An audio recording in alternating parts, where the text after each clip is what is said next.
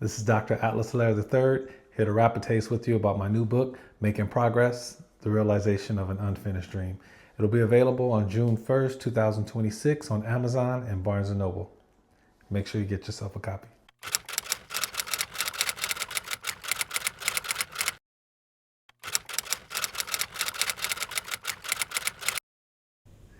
Back in 2008, I started off my career as an administrator at a regional occupational center in Torrance, California, and it was very, very tough. And I would always call my friend Daryl Nolan, shout out to D Nolan for all your support.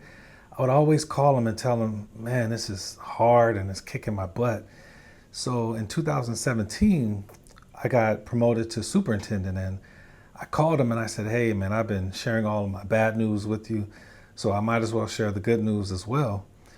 I've been promoted to superintendent, and he was so excited for me, and he was like, man, you should write a book, because where we come from, most of the stories we hear about are tragic stories, or they don't have such great endings. And so he was saying, man, this will be a great inspiration for people to hear from where we come from.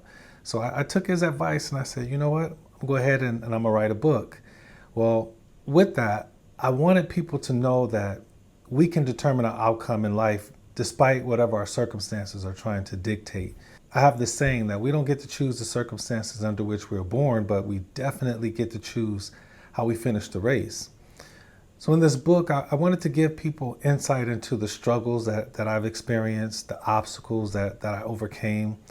I wanted people to see how all of my adversity, it didn't get the best of me. I also wanted people to see that all of these things, although they're woven into the very fabric of who I am, they didn't get to define who I am. They didn't get to define me. My favorite passage of scripture is Romans 8:28, and it says, all things work together for good to them who love the Lord, to those who are the called according to his purpose.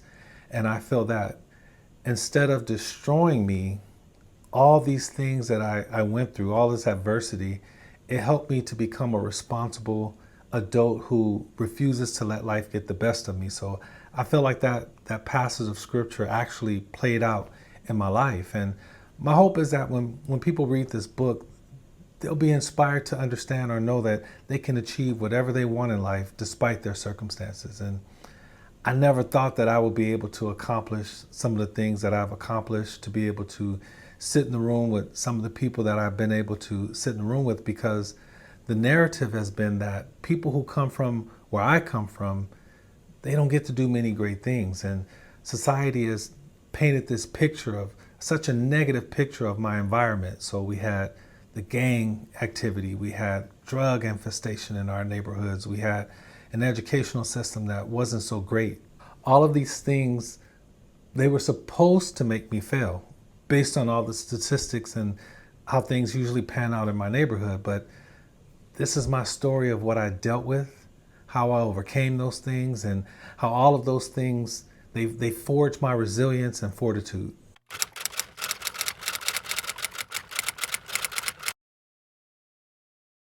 You have to admit, it is very catchy. But more so than being a catchy phrase or a great sounding title, I wanted this book to have a lot of meaning. I wanted it to be very meaningful because it was my first solo project, a book that I was publishing on my own. And so making progress. Most people, they have this impression of me that I have it all together.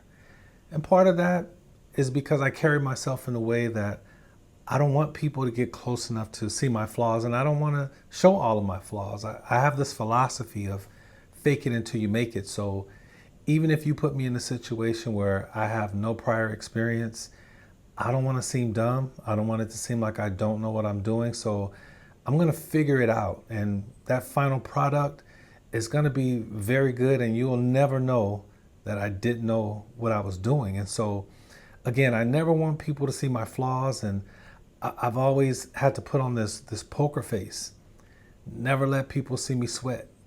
And that forced me to have to carry this burden where I was always on guard.